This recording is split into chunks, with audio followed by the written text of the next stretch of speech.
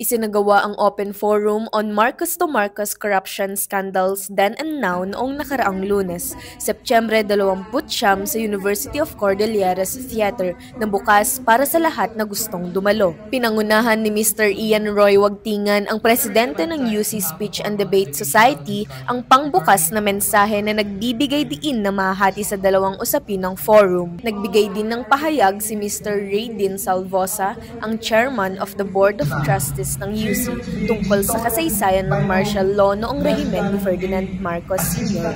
Ipinaliwanag at inalalang muli ni Salvosa ang mga kasakiman na nangyari noon tulad ng pagkawala ng free press, pagkawala ng karapatan ng mamamayan at pagkawala ng kakayanan ng kahit sino na questionin si Marcos Sr. noon. Ang malaking pagkakaiba umano ay nai-expose na ngayon ang mga nasa itaas. Ayon pa sa kanya, kailangan ng mga estudyante at mga kabataan na mapagtanto kung ano ang tama at mali sa panahon natin ngayon. What is good, what is right, what is wrong, what is important. And somewhere along the line, even your Christianity fails you.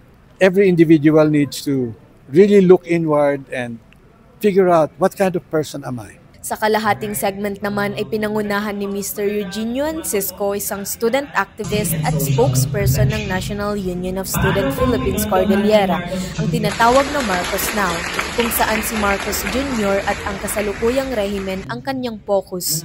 Ayon sa kanya ay same family, same system, the enduring legacy of corruption from dictator to junior. Iginiit ni Eugenio na same issues, stronger resistance. Ibig sabihin nito ay ang mga tao umano ay hindi na magpapaloko sa mga palabas at katiwalian ng nasa matataas na posisyon sa gobyerno. Dagdag pa nito ay madaming trabaho ang mga kabataan ngayon. The youth has a lot of tasks to do. We've seen it all around the world.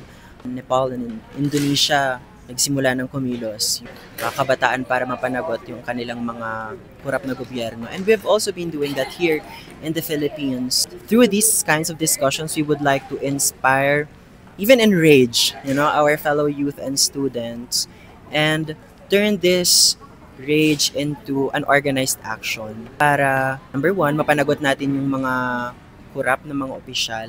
In the long run, mabago yung sistema ng politika sa ating bansa that enables these issues to persist. Sa pagsasara ni Ms. Janet Ribaya Kawiding, ang Tanggol Kasaysayan Cordillera Coordinator, nag-anyaya ito sa madla na makiisa sa mga rallies at binigyang diin ng pagbalik ng contemporary subjects sa kolehiyo at secondary education. Ako po si Cherry Galasi ng St. Louis University nag-uulat para sa DZWT 540 Radyo Totoo.